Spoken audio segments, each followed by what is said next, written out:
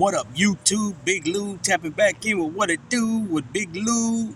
NFZR2, no fly zone Riggins 2, baby. So, I believe it was Thursday. I dropped a shorts 25-second video asking for you guys' comments on who do you believe was the better baseball player, Willie Mays or Mickey Mantle. Now, I have I'm going to go ahead and break it down on their stats and their everything pretty much about their baseball career. I know a lot of you guys that follow me are from New York, New Jersey area, and are big time Yankee fans, and also Yankees for life himself. Yankees for life. I thought I messed up on your name. My bad. Yankees for life. I know he's going to say Mickey Mantle because he's a diehard Yankee. But after I put out all the stats out there, really look at the stats, think about the stats, and everything that they've done. I might not even give my opinion on who I think is better, because it's obvious they're both greats. There's no doubt about it. So we're gonna go ahead and start off with Willie Mays, right? His name was William Howard Mays. He's born on May 6, 1931, in Westfield, Alabama. Right? He bats right, throws right. He played center field. He played from 1951 to 1973 in the major leagues, 22 years. Before that, he played, I believe, in the Negro Leagues from 48 until he was signed to the New York Giants. He made his debut on May 25th, 1951. He just turned 20 years old for the New York Giants. This is when they played in the Polo Grounds. And his last game was September 9th, 1973, ending his career in New York, but this time for the Mets. I believe he played for the Mets for one season, Willie Mays did. Willie Mays has two nicknames, AKAs, that he's known by: Say Hey Kid and Buck. Willie Mays was voted into the Hall of Fame in 1979 with 94.7% of the vote. So probably was only one guy out of 100 that are probably 5 guys out of 100 that didn't vote for him. He's a 2-time MVP. He's a 12-time Golden Gloves. He's a 1-time batting champ. He's only has one World Series ring, 1954. He's a 4-time home run leader. He's a 4-time stolen base leader. He hit 4 home runs in a single game on April 30th, 1961. He has 2 MVPs. I think I already mentioned that. He was the Rookie of the Year at 52. And he's a 19 or 20 All-Star games. I couldn't get that down correctly because everything I found on him all said he had 24 All-Stars games. And how could that be if he only played 22 seasons? Same thing with Mickey Mantle. It said that he had 20 All-Stars, and he only played 17 or 18 seasons. So yeah, I had to figure it out myself. So that's why I'm saying either it said from 53 to 70, from 54 to 73. So depending on how you count it, that could be 19 or that could be 20. But they said he's second all time. He's got the second most All-Star games in baseball history. He's best known for his play in the 1954 World Series against the Indians, when Vic Verse hit a fly ball that's known as the catch, when he was going back, like Chris Berman says, back, right? And he caught it. He caught it like this over his shoulder. So if he was like this, he caught it like that. If you guys can see me, so he caught it like this over his shoulder. Then he turned around, made a hell of a throw back to the infield, and fell down when he threw. And it was said that the throw was even more spectacular than the catch. But he gets more praise about the catch than the throw. But all in all, it was a hell of a play in one. You know what I'm saying? So we're going to go ahead and break down his stats now. So he played in games played 3,005 games. He had 10,924 at-bats. He had 2,068 runs scored. He had 3,293 hits, so he's part of the 3,000 hit club. He had 1,909 RBIs. He had 1,468 walks. He hit 660 home runs. And it's said that if he didn't play majority of his career in San Francisco, that he would have had probably over 800 home runs. You know what I mean? He finished his career at 300 batting average. He's got 1,526 strikeouts. His slugging percentage is .557. His on-base percentage is .384. He has 525 career doubles. He has 141 career triples. And he has 338 career stolen bases. That's Willie Mays for you right there. Those are his stats. So remember that. 22 seasons he played. Okay, the good thing with both these players is they both came out in 1952, right? Well, the rookie considered 52, or you could say 51. They're both born in 1931, so you know what I mean? Okay, so here we go with Mickey Mantle, the Mick, right? AKA the Mick, AKA the Commerce Comet, right? He's born in Spokane, Oklahoma, on October 20th, 1931. He passed away in Dallas, Texas, on August 13th, 1995. He was only at the young age of 63 years old when he passed. Mickey Mantle batted. He was a switch hitter. He threw right-handed. He played center field, right field, and first base. He played first base later in his career when he got a lot of injuries. He had a lot of injuries to his legs and stuff. Hip, I think. He had a hip problem, I believe. He made the Hall of Fame in 1974 with 88.2% of the vote. He was a three-time MVP. He also had the Triple Crown one time. So what that means is he led the league in batting average, he led the league in home runs, and he led the league in RBIs. That's what the Triple Crown is, and he did that one time. He only had one Golden Glove compared to Willie. Willie had 12, okay? 16-time All-Star, 7-time champ, World Series champ. One-time batting title, one-time RBI title, Jeez. He made his debut on April 17, 1951 for the Yankees, and his last game was September 28, 1968 for the Yankees. He never played for another team but the Yankees. He's one of the best players and sluggers of baseball history and is regarded as the greatest switch hitter, okay? Another thing about him is that his rookie card of 52 Topps just sold yesterday. I just seen it yesterday on the news, on the world news. It sold for $12.6 million.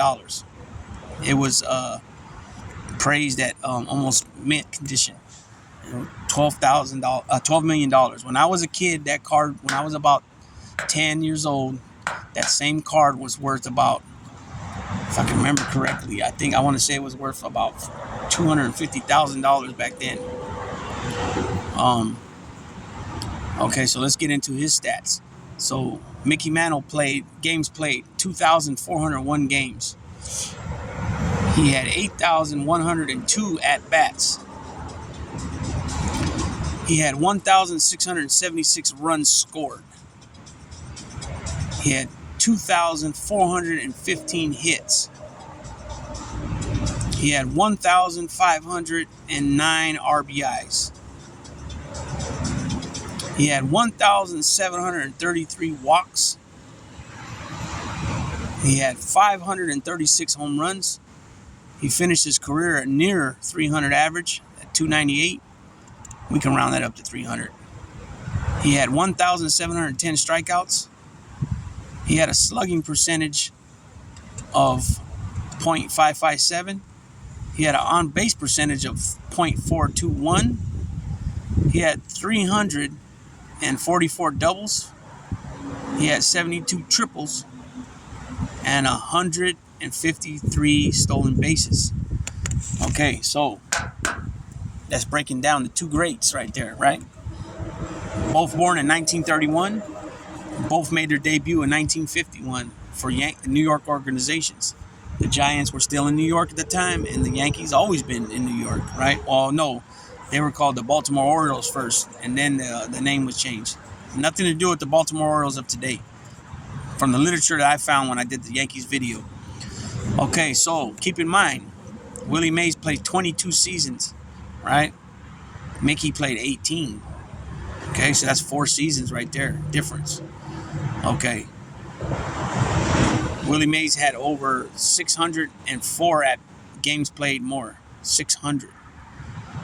Right? So it's 162 games in a season. So 4 seasons of that is what? 324, 648. So 648 games in 4 seasons if you play the full season. Back then, though, the games, it might have been 152 still. Or 160. I don't remember what they changed it to. At bats, you're talking about 2,800 more at bats for Willie Mays.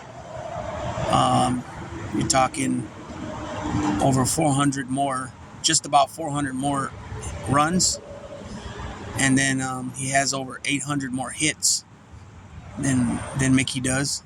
He has exactly 400 more RBIs than Mickey Mantle does. He struck out 300, almost 300 less times than Mickey has. He has 124 more home runs than Mickey had. Their batting average is pretty much the same. Their slugging percentage is the same. Willie struck out